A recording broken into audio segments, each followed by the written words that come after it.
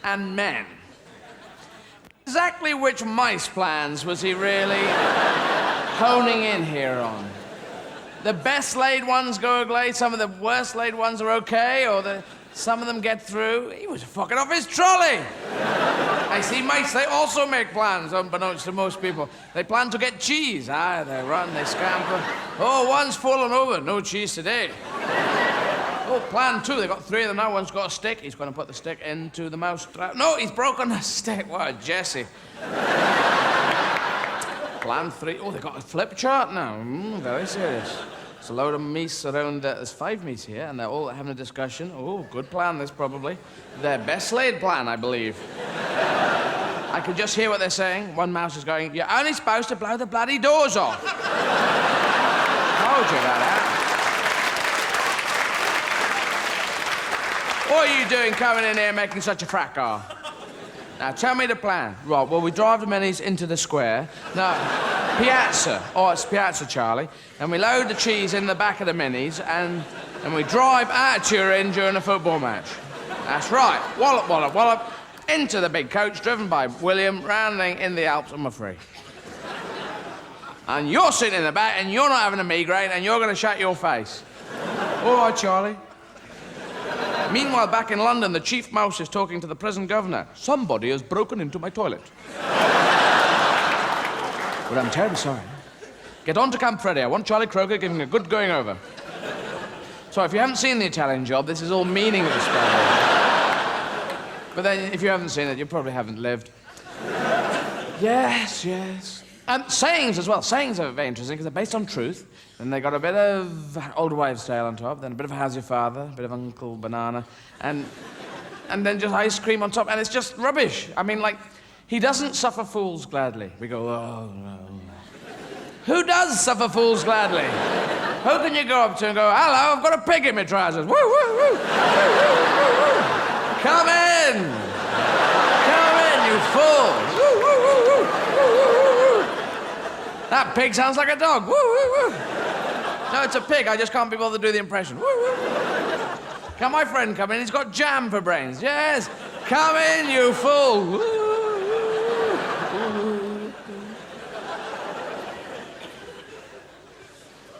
The other saying was, what was the other saying? Oh, yeah, go and teach your grandmother to suck eggs. What on earth was that one about? You get a load of, free-range eggs. Hi, Gran, I got to teach you to suck eggs. I'm not going to suck eggs, I'm not. You piss off, you young children. There's a mouse here making a plan, you see. Planning to scale the Eiffel Tower on a bat. Why are you Scottish, Gran? I don't know. I've been taken over by Mrs. Bad Crumble. Oh, my hairnet. Oh, it's coming off. The hair thieves are upon us. Now, we do have haircuts, don't we? Humans have haircuts, and sheep have haircuts, and poodles. They're the only 3 animals in the entire world and the universe, as we know, to have haircuts. It's just true. You don't get ants going dum, dum, dum, dum, dum. Don't get lions going, I'll go and I'll get that antelope. Arr. Oh, Jesus Christ. I'll put it in bunches, right? Arr. Antelope going, there's a huge girl with big teeth coming after us. Run, run.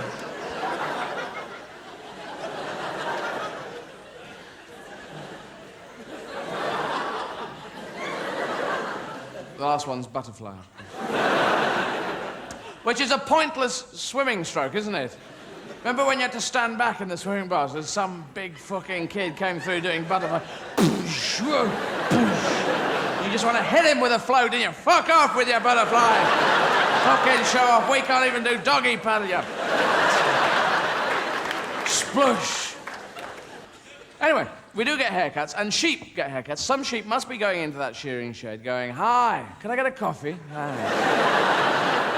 La, la, la, la, la. Yeah, a little bit off the top, loose down the back, a sort of wedge shape that's quite in at the moment.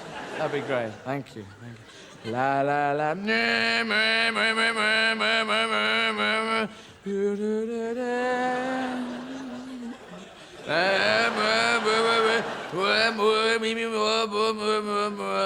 Flump.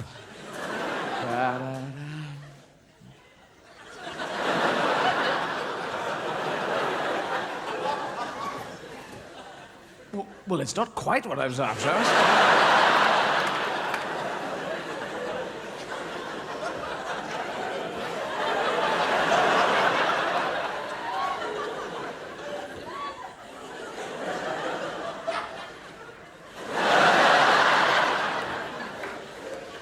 Do you have a hairnet?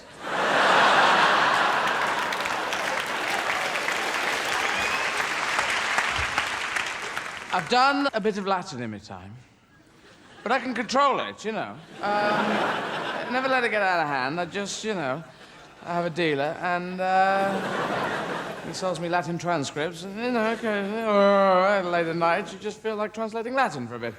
Upstairs, smoking in the coach room, speaking. I don't know what I'm talking about now.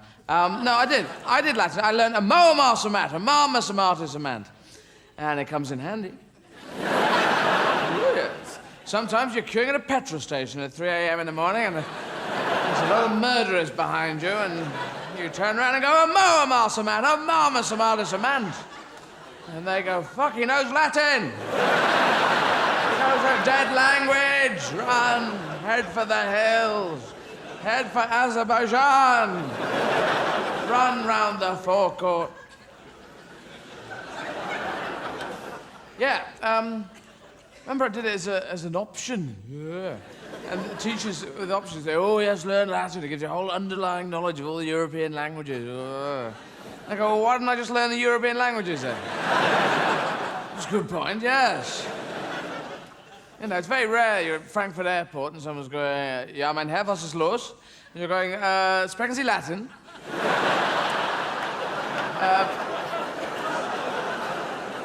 Pugnato sum und cum quod und Romanes habet gallum pugnato fish. Ja, aber was ist los? I don't know. I don't know what is los. Do tell me.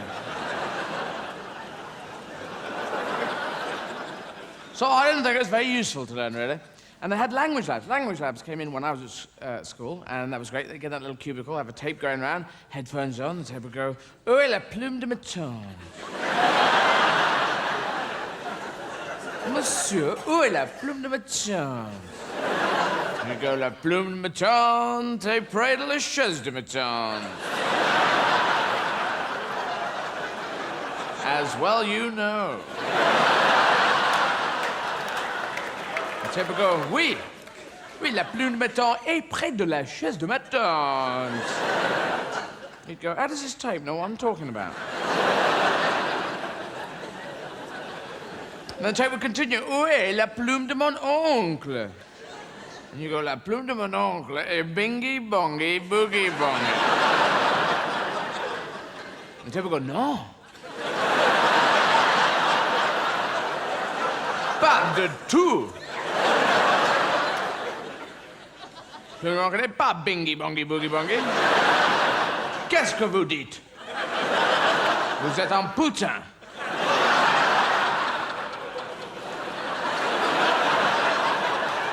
Je ne suis pas un putain. Je n'avais pas le sexe pour l'argent.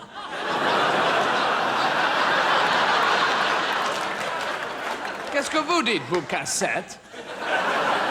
Qu'est-ce que vous... Oh, pardon. Je suis désolé, vous avez raison. Je suis seulement un pauvre cassette. Je n'avais pas les pantalons. Oh, it's an old song. Yeah. I did an exchange trip with France, yeah. The head teacher at my school said, do you want one of ours? He's already loaded into the tuba.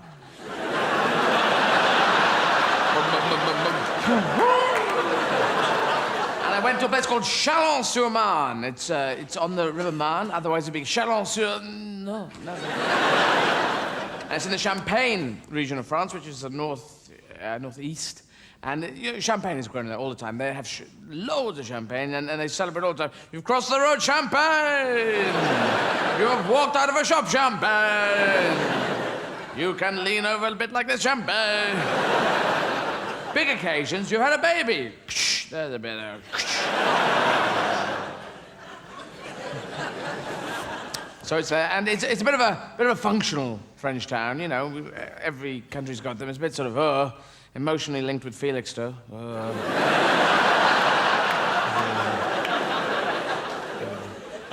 I mean, we were shown around places of interest in Chalon-sur-Marne. We were shown around the glue factory. You know? When you're a kid, you go, oh oui, l'usine de glue, c'est très bien. What's l'usine de glue? Voici la porte de l'usine de glue. Yeah. Merde. So we went around, they showed us glue. At one point, they lifted up a lid, there was this glue going around. I go, oh oui, c'est très bien.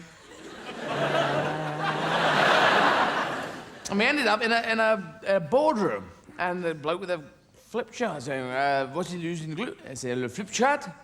Et qu'est-ce que c'est? Le fromage, les souris. Le job italien. Qu'est-ce que c'est le job italien? Qui est Charlie Croker? Camp Freddy.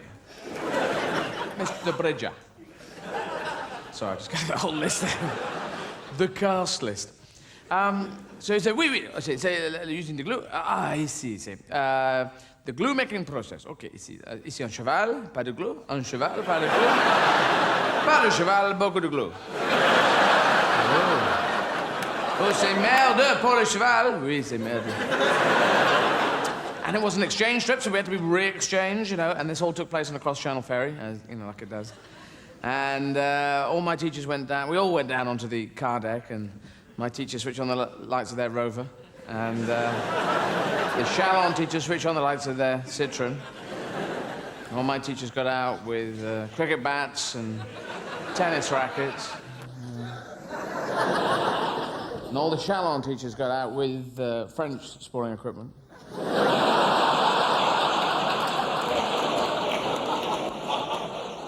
A set of bulls. And my head teacher was going, send the English kid over. So I was pushed off with a load of French bread. C'est un cadeau, un cadeau. Oh, merci. So I went over. And the French kid was coming back with a load of Brillo pads. Oui, c'est un cadeau de les Anglais. C'est le shredded wheat. Ils sont très generous, n'est-ce pas? Oui, on peut le manger, oui. Un peu de lait, et un peu de sucre. Et on mange. Et après, pas dedans.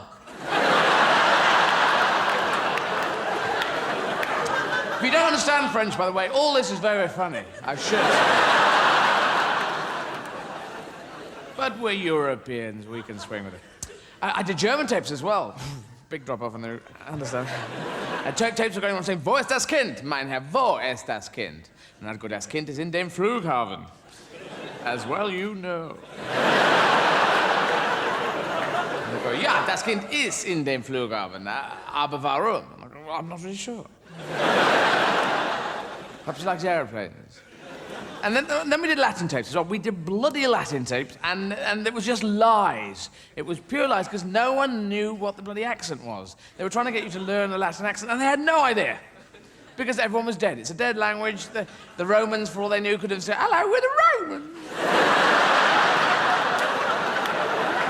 Hello, we're the Romans. We're Romans here. Hello. We are the Romans. Hello, I'm the Romans. We are Romans, we want to come in your country and take all your things. They had no idea, so they lied and they made up this Roman accent, which they kept kind of floaty. It was Puella Stincana. And that was too floaty for me, because this is a very aggressive nation, very kind of... I mean, they went into democracy and diplomacy, because they were Greek words, and they'd already invaded them. They went round invading countries with the organised men with the stabby swords. Stab. And I just don't think they went into Gaul going, hello. Are you the people of Gaul? Wonderful. Well, we are the Romans. Yes, we are. And you must be Chief Vercingetorix, is that right? No, I recognize you from the Asterix books. Well, we are the Romans. I am legionary. This is our leader, Mr. Dog.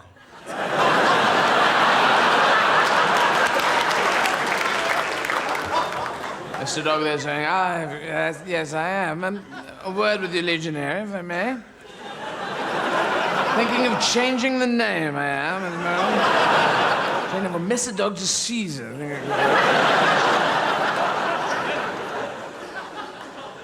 Had a word with the marketing department. The marketing department of Rome, and there's Mr. Caesar, you know. Oh, I'm getting off this seesaw, it's boring. Bring me my horse, thank you very much. There we go, that's much better.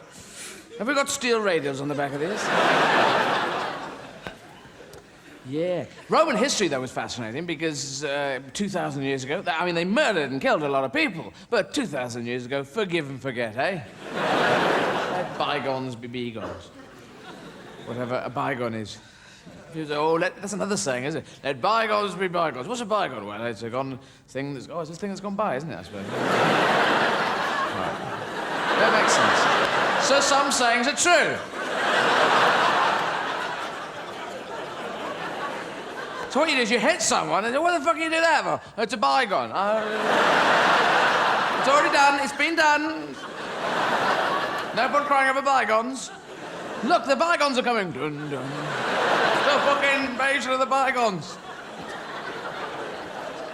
That's quite good, the invasion of the bygones. They're all going, look, there's no bother, really. That's a very British invasion. I'm terribly sorry, we've got to steer. We used to be imperialist bastards, but now we're just coming quite politely. Hello.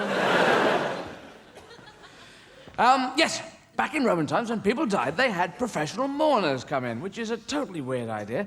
So, my husband is dead, Mr. Claudius is dead. Oh, God. Oh, which God? I don't... Oh, Jove. By Jove, he's dead. Tragedy. Not the other God that you're thinking about, but yes. Shall I take this again? Oh, my husband is dead. Oh, fuck it. Forget the whole thing. No. Recut. No, my husband is dead, Mr. Claudius is dead, and there's not enough grief. There's not enough grief in this house to warrant his death. I wish to beef up the grief. Slave, get a message off down to Mourners R Us, will you? Tell them I wish to beef up the grief. Yes, let bygones be bygones. And here's 10 denarii for your trouble, and give it straight back, you're a slave. What do you think you're doing? And I've become a very smooth guy. Good afternoon, I'm Mr. Marcellus. I am from Mourners R Us. Oh. It's just a free sample there. Now...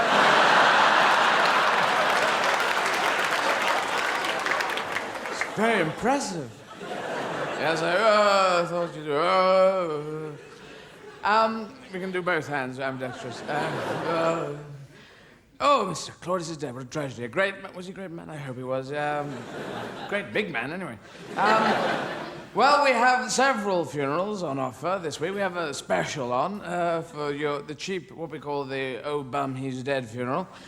It's our bargain, 25 denarii, and that's just Mr. Claudius out front and just myself, about 10 meters behind, just a little bit pissed off.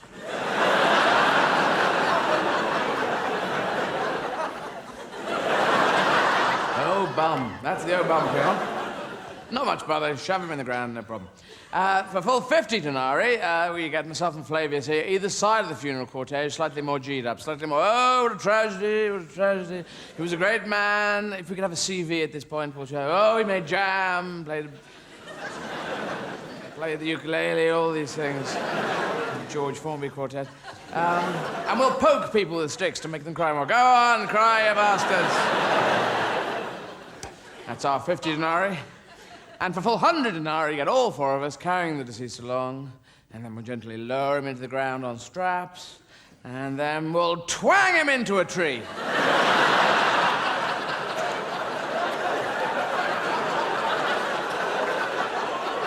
That end bit isn't really authentic, is it? But I just used to tail off that whole piece, and so I started twanging him into trees, and it gets a big laugh, and then I carry on. That's comedy for you. But we are kind of, lugubrious about, funerals and people dying, and we always mourn the death rather than celebrating the life. It's a different attitude. And I think, twang them into trees, that's what I say. Wouldn't you rather die and be twung into a tree? The jury's out on that, Just think about it, Give a lot of fun to people. Go on. Oh, we didn't. Bring him back, go on. Dual funerals. Funerals on bonfire night. It's an option. We can go that way if we want. So, yes, also back in Roman times, Pliny the Younger wrote letters. He was a letter writer. Which is a great bloody profession, isn't it? Oh, I'm going to write some letters today. Oh, up at 7. You can just write postcards. Hello, bye. People do write really crap postcards. I know. I'm here. You're not. Bye. Or you start getting interesting just at the bottom of the postcard and you start writing all along. Anyway, I know whether Pliny did postcards, but he wrote from Vesuvius. He was at Mount Vesuvius when it erupted on the west coast of Italy back in AD... which is a vitamin. It was AD 79, right? So that's the kind of time period. And he was there, and he's saying, "Dear Father, I am here at Vesuvius. It is erupting as I speak." Fucking hell! Get me out of here! The tops come off the mountain! There's stuff everywhere. Send ships, send big ships. Send fucking ducks, anything with... Get on to Mr. Dog, tell him to send people. Apart from that, everything is gorgeous. Got a great tan. Even though we all have. Because we're in Italy. Love and kisses, Pliny the Younger. P.S. Nothing. Yeah. And St. Paul, he wrote letters, didn't he? St. Paul's letter to the Corinthians. Always writing to the Corinthians. St. Paul's letter to the Corinthians, chapter 1, verses 1 to 53. Dear Corinthians, as you can tell from my preamble, it's going to be quite a long letter.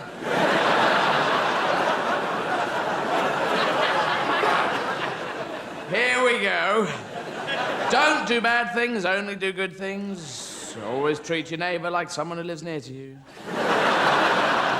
Never put a sock in a toaster. Never put jam on a magnet.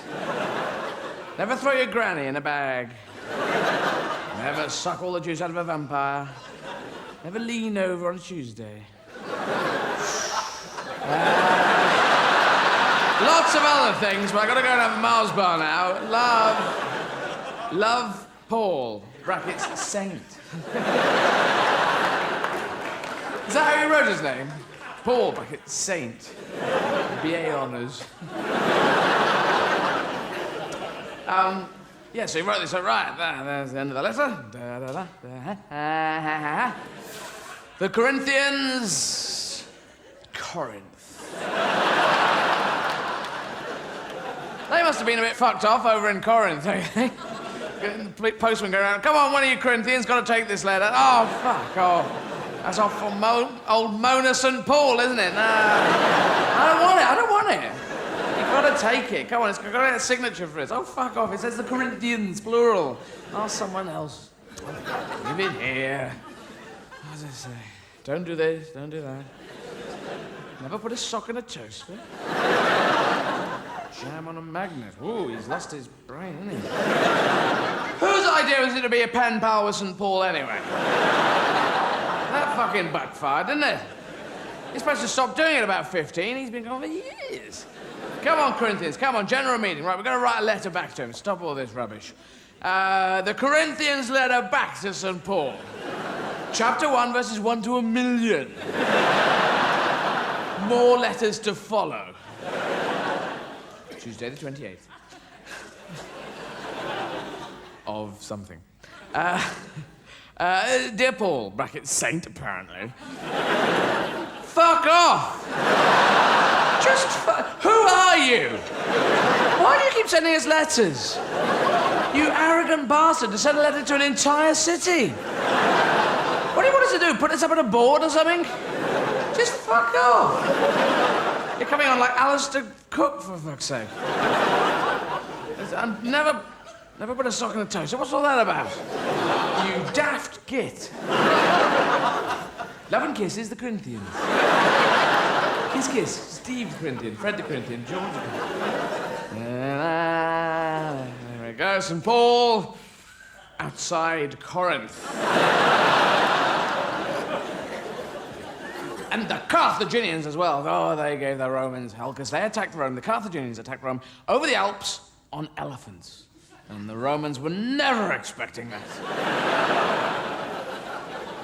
Romans were there going, what? The Carthaginians attacking? God, I knew they'd do that. What? They're attacking over the Alps? Damn, I knew they'd do that. What?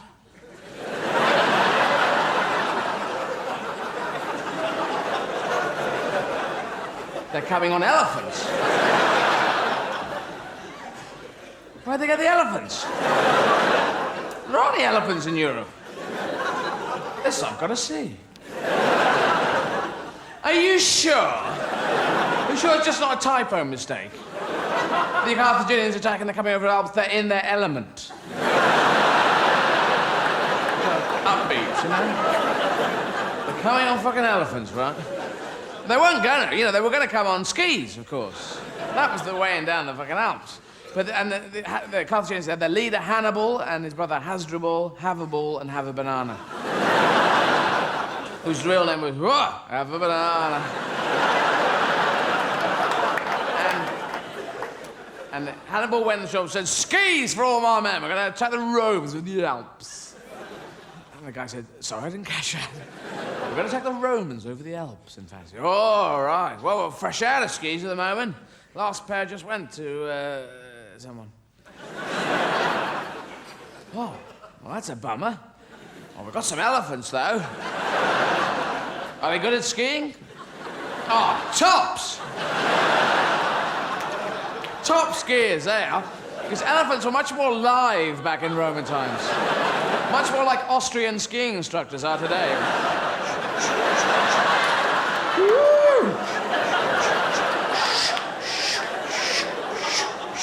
Off the tops of those roofs of chalets.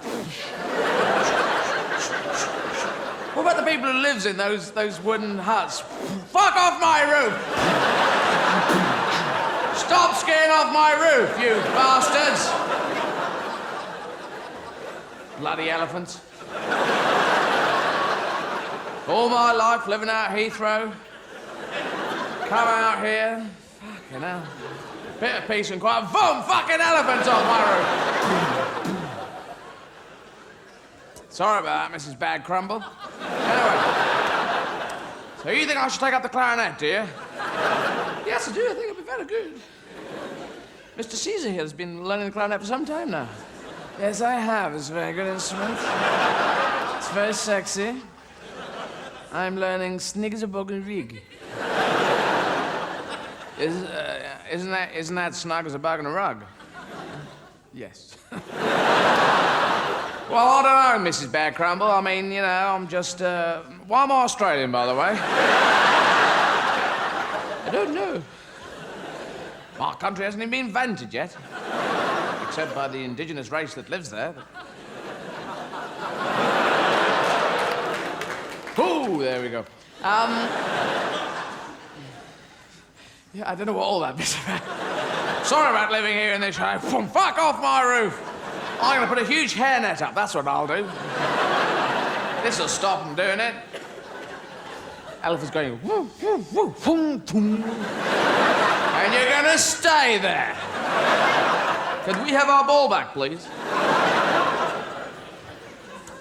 So they did. So Hannibal said, all right, well then you've proved it with that small film there. You've led me into it with that small elephant skiing. Are you sure they're good for elephants? You know, sure it's a good idea? Oh, yes, if you've never seen an elephant ski, then you've never been on acid. Too true. As your film shows. Right. Elephants for all my men. What size do you take? 6.5 elephants, thanks. Woo! Woo! Right, you guys better be good at skiing. Woo! Woo! Shh. Huge ski sticks. And the ski lifts back in those days were enormous. I don't know if you've seen Carthaginians just sitting in those bucket seats with 2 elephants hanging off their feet. Carthaginians going, oh, my thighs! Oh. The whole military thing is very weird. It's a very tight regime. You need to have a military, I think, because it's very hip to say, oh, all military should disband. But you keep getting organised shitheads who want to kill people come along. Like Hitler. If it's just a shithead, that's fine. But an organised shithead, get people going, ugh. Then that's the problem. So every army has salutes. There are no casual armies. Go, hello, General. Oh, hello, Corporal. It's all, yes, sir, no, sir, yes, sir, no, sir. And there's all different salutes. You've got the British one and the American one and the French one and countries in Eastern Europe, new countries going, well, we can't use that one, and that one's been, what about this one? Almost a surrender kind of thing. Well, there's that one, or there's this one, or this one we quite like. Go for that one. Afternoon, General? Oh, I've no problem. And it's not very efficient either. What about there? That's much more efficient, sure.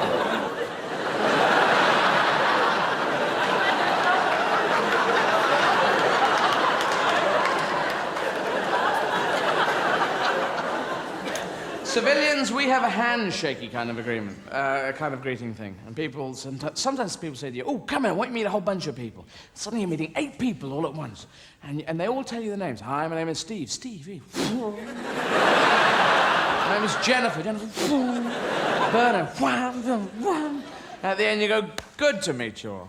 Did you have names? I didn't hear a thing. Oh, they're all over here, aren't they? And some people do those squeezy handshakes, like crusher handshakes. The small dick, I've got a big handshake kind of. The compensation handshake. A firm handshake is great, but that crusher one where they start to rotate your knuckles, You go, hi, how are you? Good to meet you. Hi. Oh. And they go into this, and you don't react, you just go, Jesus Christ. We should react. Because they're going to get away with this. They just keep doing this stupid crusher handshake. They think it's very, oh, I have an enormous penis handshake. But we know it is a small dick handshake. And you should react. If someone starts crushing the life out of your hand, just go, ah! Fucking hell! You bastard! Good Lord, hope you die in a car crash. Either that or the complete opposite and just collapse on the floor. People go, hey, you killed him. You killed him dead, man. No, he suffers from hand squeezy death. Yeah, you killed him. I'm gonna tell on you. The other weird handshake's that sort of sock in a cup handshake, that handshake you just receive and you go, I don't know, 2 kilograms, 2.5 kilograms, wait a minute. Always have a fish up your sleeve for that one. Someone gives you that kind of drop-in handshake, then you just slap in the fish. And they go, hey, your hands come off. Oh, it's a fish. You say, yes, a present for my country. Down in one, down in one, down in one. Then there's the cool handshake, street handshake, which is there, and then there, then there, then there. And sometimes there, and it has bits after it, You can't ask how it's done, you just have to know it. That's what cool's all about, you just know. And you don't actually just know, because no one knows, so you have to watch it. Then go home and practice furiously on 5 bananas. Till the thumb comes off.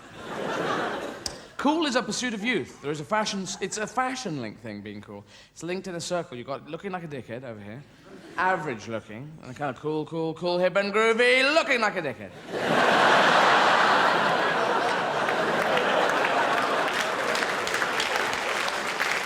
I have been known to cruise in that back area.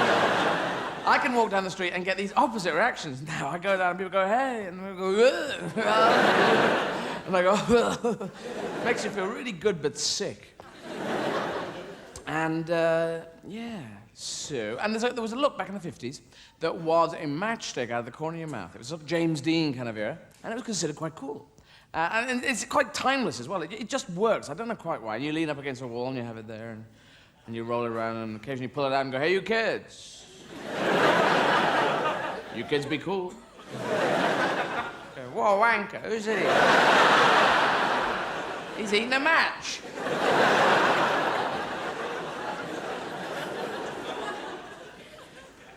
Yes, I am. It's the urban equivalent of the country kind of yokel character with the ear of corn out of his mouth, going, "Hey, you kids, never suck the juice out of a tractor." What's that? A tractor. All the juice sucked out of it. How do you mime a tractor that's had all the juice sucked out of it? That's my one. Anyway, just a thumbnail sketch. Yes, so... Oh, yes, yeah.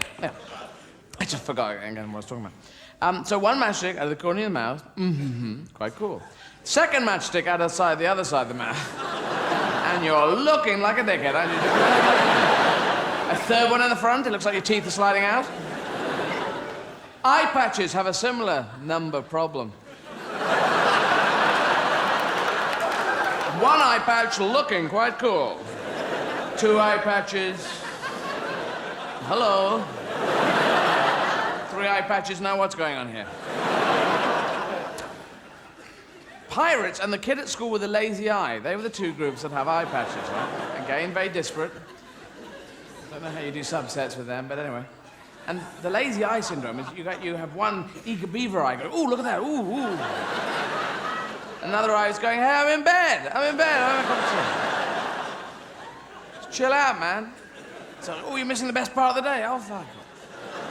So you put the eye patch over your lazy eye so you can have a snooze, yeah? Long John Silver had an eye patch, quite cool. Also had a parrot on his shoulder.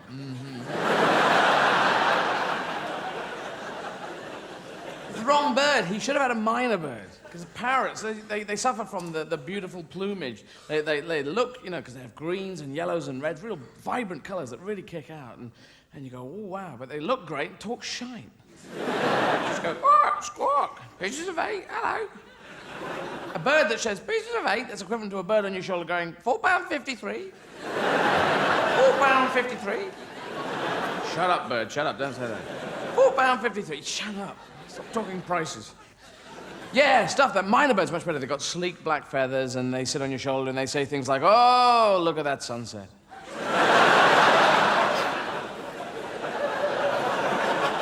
If you've ever seen them in a pet shop, they want to get out of the pet shop. They hate being cooped up in there. They say things to get bored. People come in and say, "Oh, nice shoes." "I like your haircut, you know. I think you're sexy." "Oh, God, that's a nice bird. Can I buy it?" But be careful. You take minor birds home and they don't like it. They think they're getting their freedom once they've been bored. But you take them into a lounge and they get pissed off. They get sullen. And you have people around and they go, "Oh, they hate you." "What was that, minor bird?" "You heard me." "They hate you. They put poison in your coffee.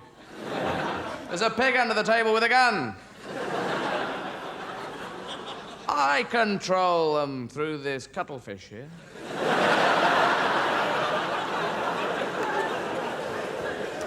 Because birds fly and we have aeroplanes. That's the deal. But no one's put a flying bird, a bird that can fly, into an aeroplane. I mean, it'd be amazing, because it wouldn't be flying, but it'd be flying. A minor bird in a 747.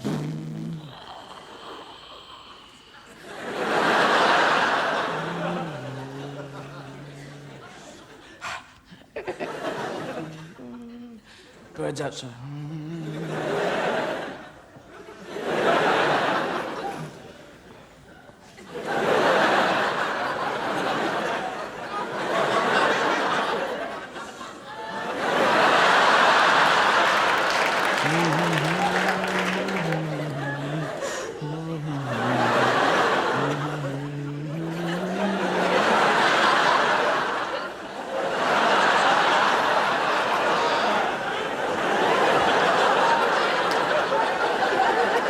These birds are flying very fast, of course.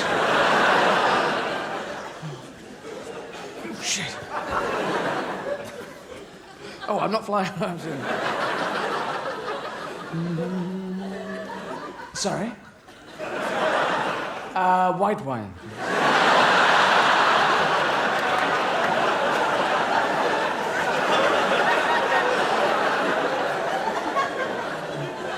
hanging on to the side.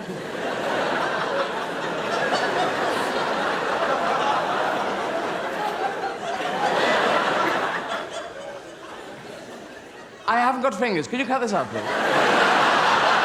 Thank you very much.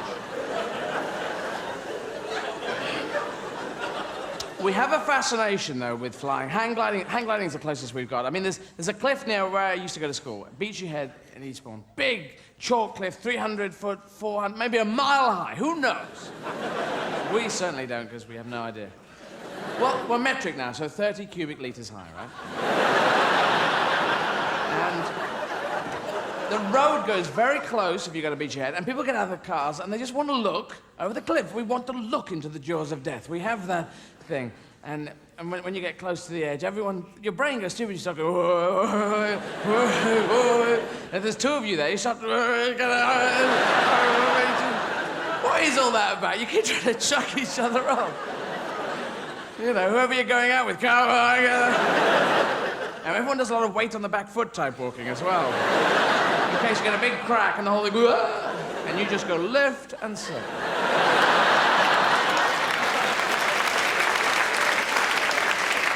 The old Playtex two-step, lift and sit. And it's pointless jumping. I mean, it would be interesting up to a point to jump over a cliff. Up to that point. After that, no. At the bottom, on the jaggy rocks, and down there, a load of crabs with seaweed going, ole!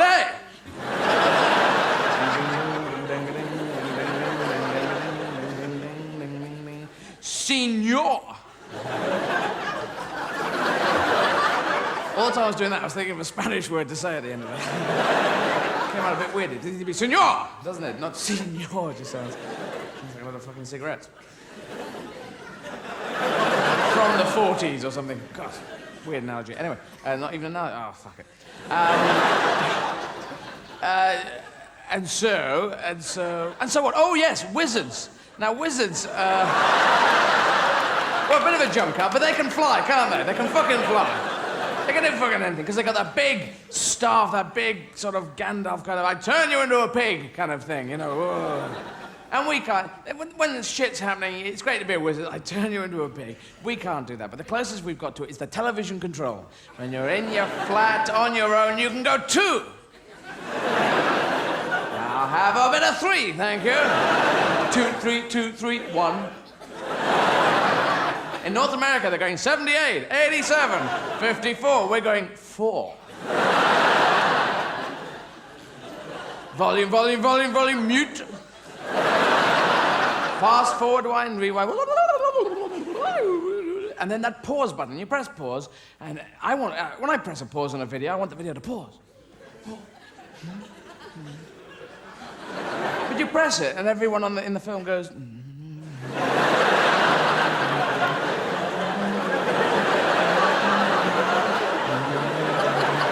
Surely that button should say La Cucaracha.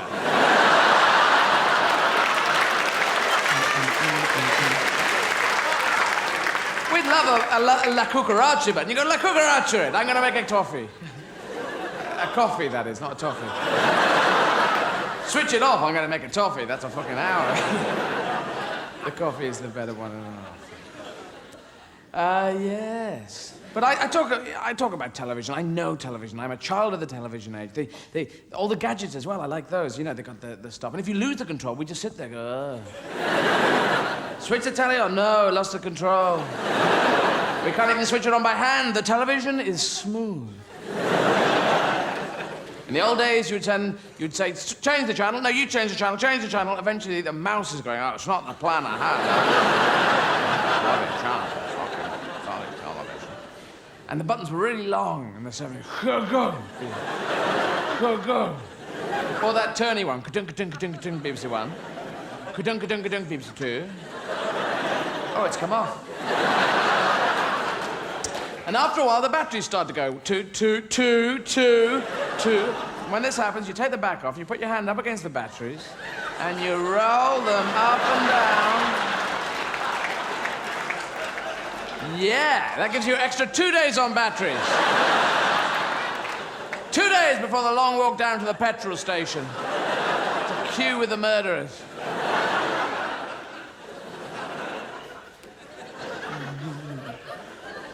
La cucaracha.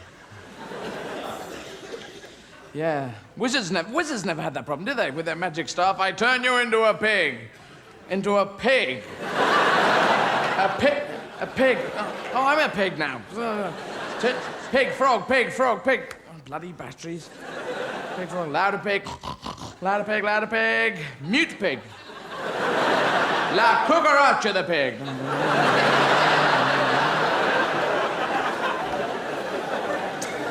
Television, I'm addicted to television. I'm actually watching less of it now because I found that at 4 a.m, I go, oh, I must watch this. Maybe it's important. Beavers do what? Build dams. They build dams. Okay, if I ever meet one, I'll say, build a dam, beaver. But quiz shows is something I never really got into. Quiz shows, they come on, and, you know, well, officially I'm not into them. They come on, I go, God, I don't like these. Jesus, God, quiz. Oh, so many quiz. Venice. No, Vienna. Damn. Bugger, I knew it was a V-town.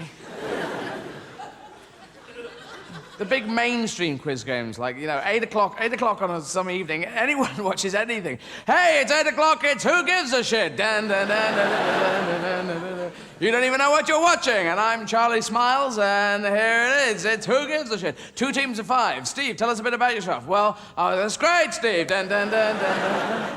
And something happened to you when you were 2. Oh, shot dead by a duck. Dun, dun, dun, dun, dun, dun, dun. Wearing Blakey's. Dun, dun, dun, dun. Sounds good, Steve.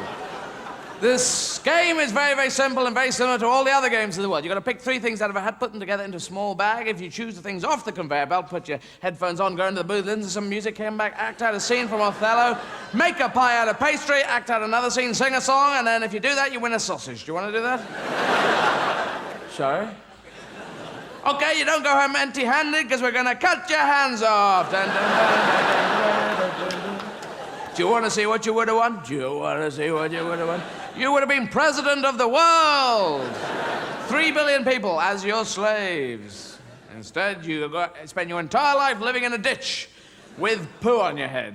Oh, thank you very much. I've invented my own quiz game for late night sort of Channel 4 when no one, you know, everyone's blasted out of their brains, and it's called Whose Pig Is This? Right, that's what's called. And you've got a mainstream presenter who just comes out, hey, and these pigs keep getting sent out. And he goes, whose pig is this? And then everybody's laughing, and he doesn't know what it's about. Whose pig is this? There's a pig in the studio. Who's a pig in? Did you get this pig the fuck out of here? Sorry about that, there's a pig. Everyone's laughing. Right, whose pig is this now? It goes on for about 2 hours, and 400 pigs are pushed on. Needs a bit of work, doesn't it? But it's basically there. The pig motif. But I am a gadget nut. I'm a real... You know, you've heard of techno-fear, and there's techno-fear and techno-joy. And techno-fear are people on computers that go, no, I don't want to... it'll wipe it. No, no. And techno-joy is people go, I know how to do it. It's like, oh, I've wiped it. Oh, doesn't hit it with a hammer. That's me. Hit it with a... Just getting something new, and you've got this big tome to read through, and you go, oh, it's so powerful. Oh, fuck.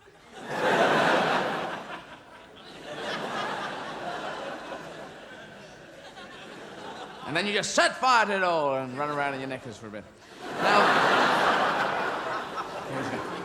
but I'm into gadgets. I was always fascinated by James Bond's gadgets, because he had these brilliant little gadgets, but the guy who gave them to him, Q, he must have been some sort of psychic, because he always gave him exactly what he bloody well wanted. Never, very lean, wasn't he? He used every single item. He never came back and go, Q, I've got a lot of stuff I didn't use on that event. Went all the way out to fucking God knows where, and this watch that turned into a hamster. What was the point of that? These trousers, press a button, turn into jam. Why? The hat turned into a bicycle. That was very funny. It was. He fell into the water. There were sharks there. He had a breathing apparatus. He could breathe for 4 minutes. He never went, shit, it's in the hotel. I've got the trousers that turn into jam, though. Shark thing. Oh, there's blood everywhere. Look, there's blood. It's jam. Oh, I've got water up my nose.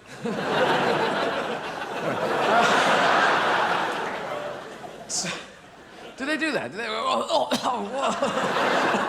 You see a shark coming to the surface.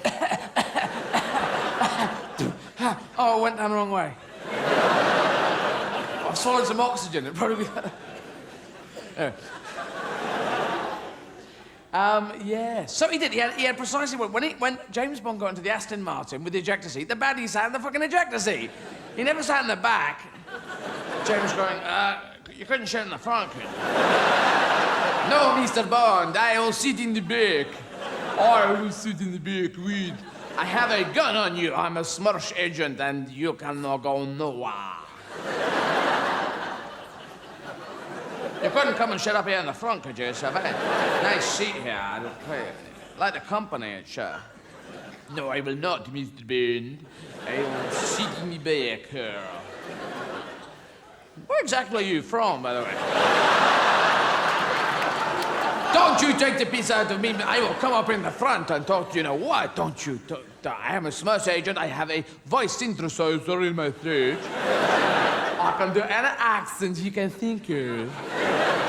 Unfortunately, I've lost the instructions at the moment. And my voice box is stuck on shop demonstration. Which is a bit of a bummer. You're a fucking nutter, you are. Still, he's in the injector seat now. I'll press... Oh, shit, I'm not in the Aston Martin. I'm in the fucking Mini. Nice car, but no fucking ejector seat. Even the windows are those half ones. Bugger.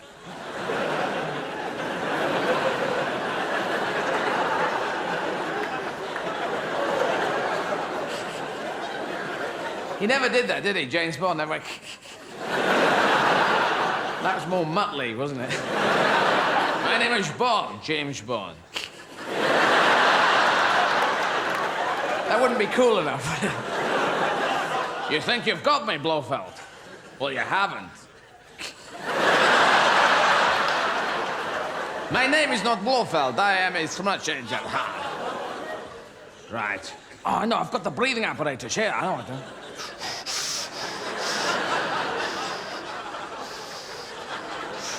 What are you doing, Mr. Bain? I can breathe for 4 minutes with this, and you can't. I think I can. Can you? Oh, bomb. You don't have a shark on you, do you, by any chance? Because they're quite like jam, you know. Yeah. I've watched a lot of educational stuff on telly as well, and I think that's great, because you can just watch it and then fuck off. You can go, oh, really? Oh, really? Oh, really? That's a great way to be a student, just to watch, you know, if you can have lessons when you're at school going, oh, really? Oh, that's great. No, I didn't know that. Oh, that's the bell, bye. Trouble is, teachers just say to you, now write that out 4 times, and then I'm going to test you tomorrow on stuff I've never told you about.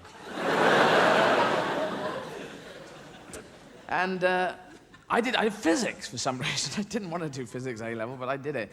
And I was quite interested in the stuff, the space stuff, string theory, Stephen Hawking's, Einstein's theory of relativity. Didn't understand what the hell he was on about. It was great. Come up with a theory that you only can test if you go into a black hole with a ruler. Go, oh, really? Yes, it works. Oh, I've been sucked in. Must be 1 or 2 people in black holes going, hello? Have you got a ladder? You need quite a lot of big forearms to pull yourself out of a black hole.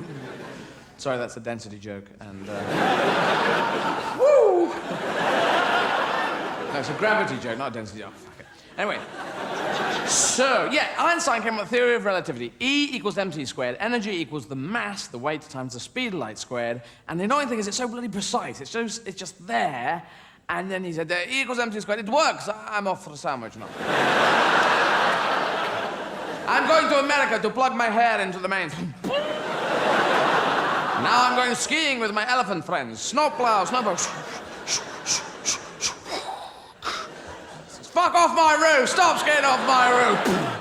Fucking nuclear physicists. Sorry about that, Mrs. Bagcrumble.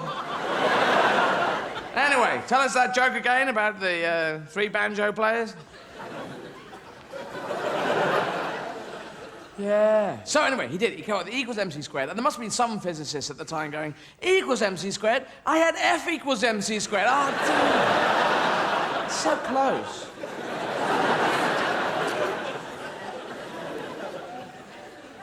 F for fudge. Fudge equals the mass times the speed of light squared.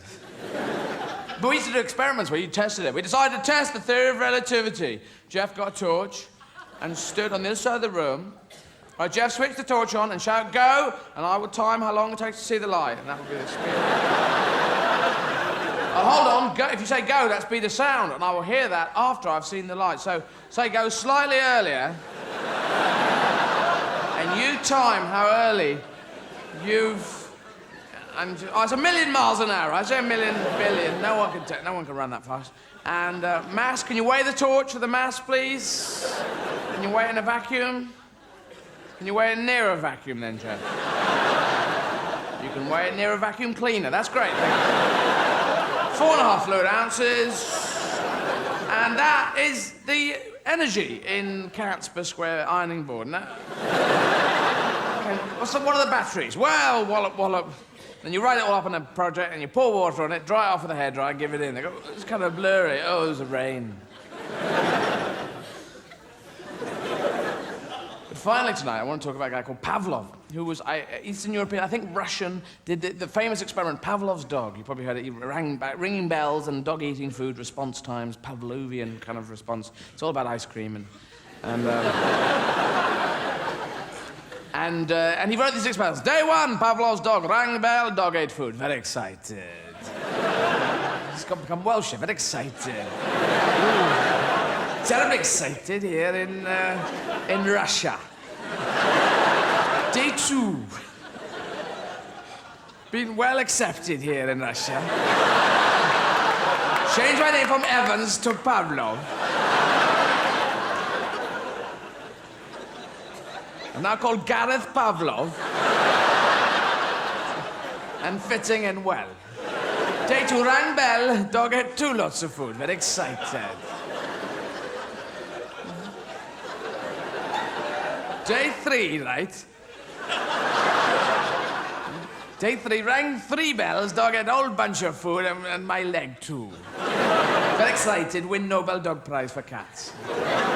So he did this. He won the prize, Nobel, whatever he won, and Pavlov's dog we all know about. But you never heard his cat results, did you? If he published those, he would have just been finished. Pavlov's cat results. Day 1, rang bell, cat fucked off.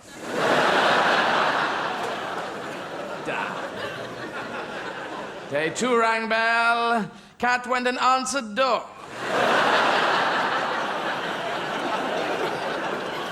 Day 3, rang bell, cat said he'd eaten earlier.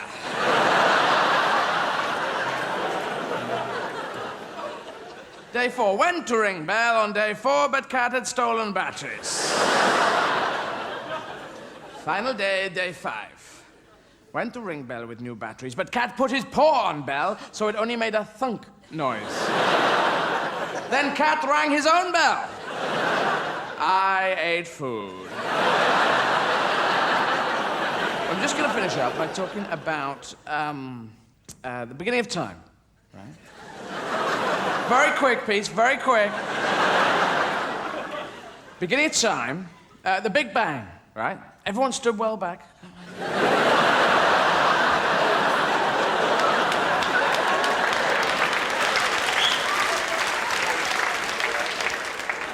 What? Okay. Well, how big? Very big. Oh. Stand back, Mrs. Bad Crumble. Come on, Caesar. Come on, Australian man. Come on, Welsh Pavlov. Oh, thank you. Never go back to the universe once it's been lit. Now, come on. Suddenly, boom! And we're fucking hell! And it was great. The whole universe exploded out in perfect circular bits that became planets later, which is very lucky. And Later on, all the planets are going to go all the way back to the moon and crash back in when the gravity gives out. And when it goes back in, I want to be on top of the world, holding on to big reins, going, come on! Come on! Come on! We'll just go, anyway. But later on, the Earth cooled, and Mother Nature revealed herself to the world one day and said, creatures of the world, gather around, and I shall give you your methods of procreation. And all the creatures went, oh, cheers, Mother Nature, because I've been dying for a shag, me. All right, gather around. Right, here's a big clipboard here. Big flip chart. Now, what's this? Cheese, minis, anyone know this? Glue factory, anyone? Glue factory? Here we go. Dogs, how are you doing, dogs? Woo-woo. Okay, now, dogs, we have got you down, dogs. Your method of procreation will be doggy fashion. How about that? Dogs go, woof, woof. Yes, we invented it. I know you did. And it's caught on big time. Okay, off you go. Woo! Be careful of the airlock.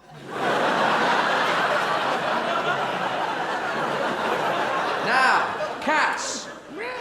Cats, good to meet you, cats. Now, cats, we've got you down for doggy fashion. How about that? What about catty fashion? No, sorry, dogs got in there first. It's a patent pending situation.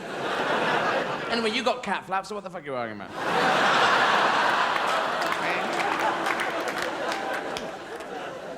Now, Pavlov, what are you doing here? Well, I've been trying to do things, you know, and banjo. Just ding, ding, ding. Oh, I'm hungry now. Next, we have sheep. Good haircut, by the way. Now, we've got you down for doggy fashion. If you get hot, just take your coat off, right? Okay. You wearing Blakey's? Mouse, what are you doing here? Well, I built a space rocket out of jam. It won't work, but it's not my best laid plan. It could go glee, but Mrs. Bag Crumble's coming, and Caesar, and the Australian guy. And we could burn up on re-entry or become a sort of thing. Well, think of a joke for the end of that line, and well done. Off you go. Now, giraffes, good to see you here. We got you down for doggy fashion, but it's whatever you can work out, basically.